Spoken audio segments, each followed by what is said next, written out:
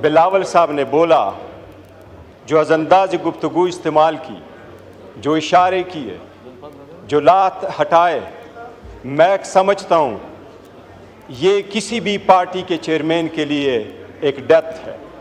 He is politically dead. उसके पास इस कौम के लिए ये विजन नहीं है। वो शायद ऑक्सफोर्ड के जाली डिग्री से यहाँ पहुँचा है। अगर उसके पास विजन होता तो वो यूरोप अमेरिका से ये विजन लेके आता कि लीडर्स वो होते हैं जो सब कुछ अपने दिलों पे ले चुके होते हैं। जनाब स्पीकर, ये लाजिम है कि ये लाइन ड्रा की जाए कि ये पार्लियामान मजबूत है या कोई और मजबूत है। जनाब स्पीकर, आपकी अटेंशन चाहिए।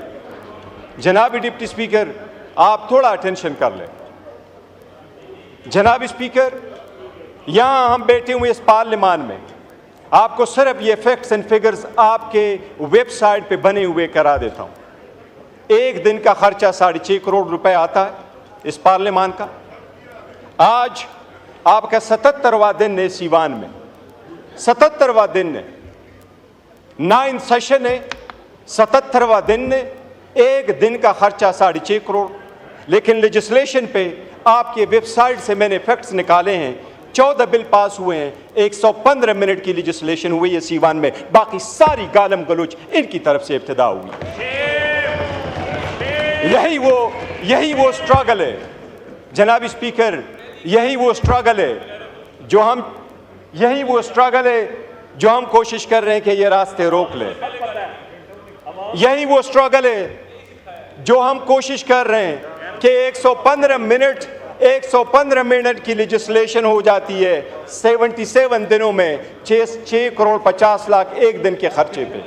ये कौन लोग कर रहे हैं जिनके पास एजेंडा चलने का नहीं है? ये एजेंडा कौन चलवा रहा है? ये आपने हमारे साथ 30 तारीख की आपके मिनट्स मेरे पास मौजूद है। आपने मेरे पास मिनट्स भेजे कि आखिरी इजलास जो हमारे इस सेशन का होगा, ये उसका पैरा नंबर 3-4 से मैं पढ़ता हूँ। There will be no session in September 2024. The last day would be Friday if there is on the 6th of September. If 6th September is a close holiday, then September 5th. जनाब speaker, कल जिस तरीके से जिक्र किया है ख्वाजा आसिफ साहब ने, कल भी ख्वाजा आसिफ साहब बाहर गए थे। इस मुल्क की हिस्ट्री कोई अच्छी नहीं है। ये सारे अपने अपने ममालिक में देखें, अपने वक्त के हुकूमतों में देखें। इनकी हुकूमत में क्या हुआ है? यूसुफ रजा गिलानी साहब का बेटा सुप्रीम कोर्ट से गेट से अरेस्ट नहीं हुआ, उसी की हुकूमत थी।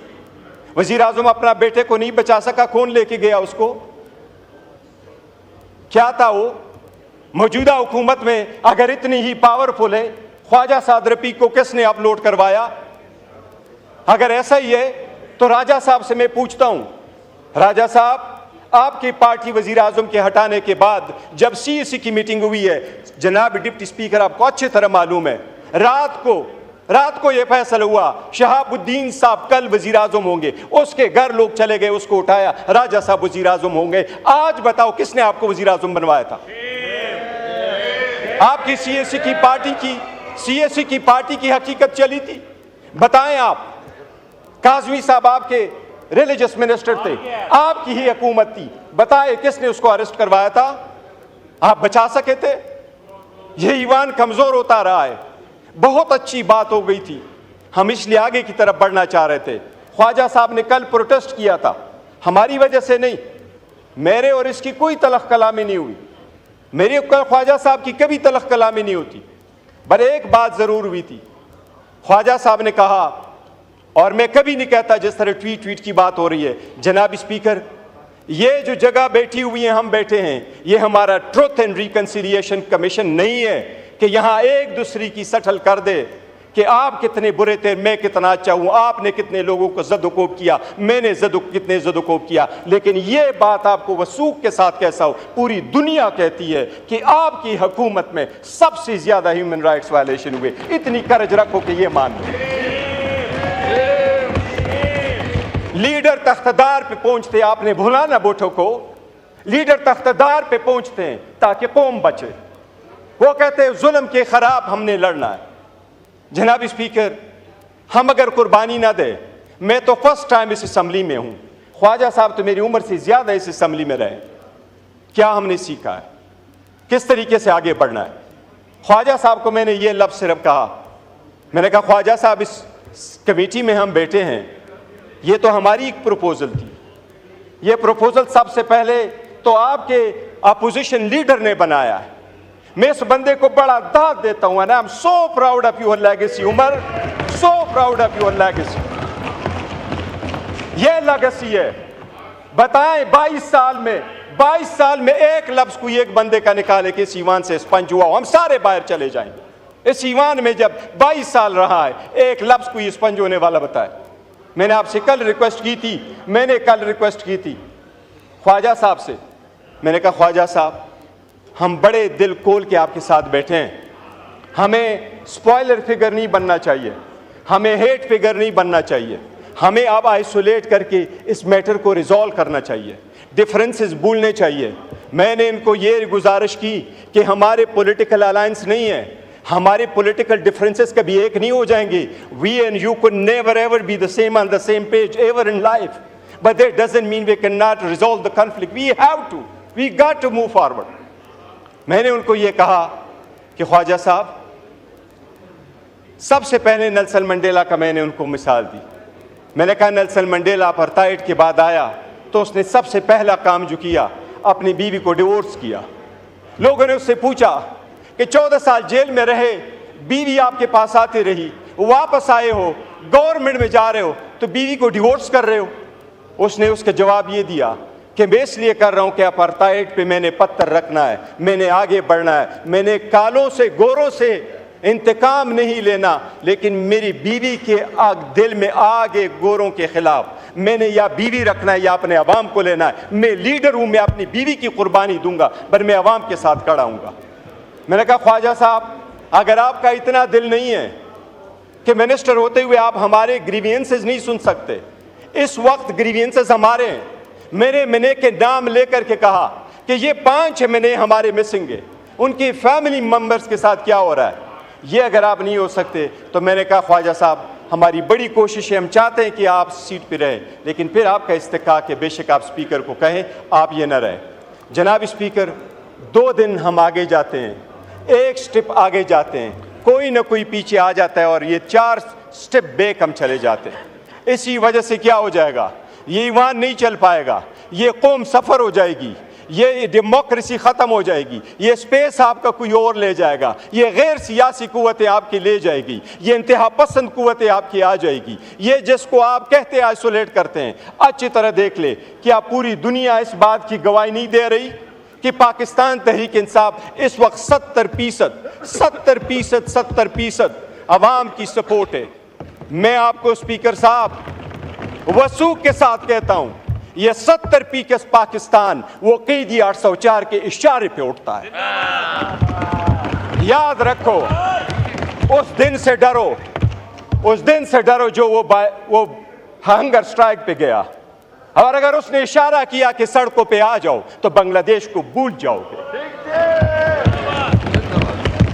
पर वही है और हम यही चाहते हैं कि माजी को भूल जाओ, पाकिस्तान को रवंडा नहीं बनाना, पाकिस्तान को नहीं रवंडा हमने बनाना, पाकिस्तान को बेहतर करना है। खुदा के लिए ये ईवान में बैठ करके ये जो हम पढ़ते हैं ना, ये आईन की ओथ जब उठाते हैं तो हम कहते हैं कि अपने पर्सनल इंटरेस्ट को हम सेक्रीफाइस करेंगे कौम की।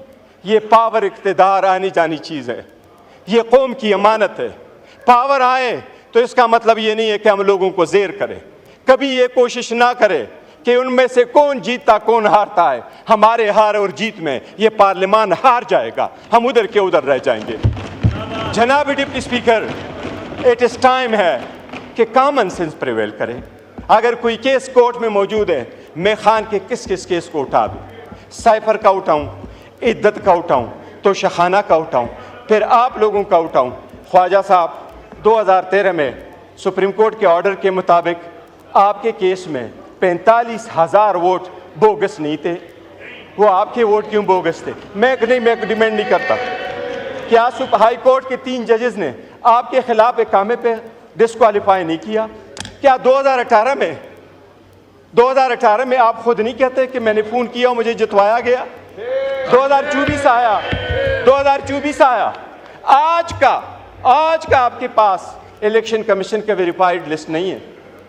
ख्वाजा साहब, मेरी सबसे दरख्वास्त है, पहले मैं अपने फिर आपसे, अगर हमने यहाँ अपनी अवाम की नुमाइंदगी करनी है तो भूल जाए हम में से कौन अच्छा है।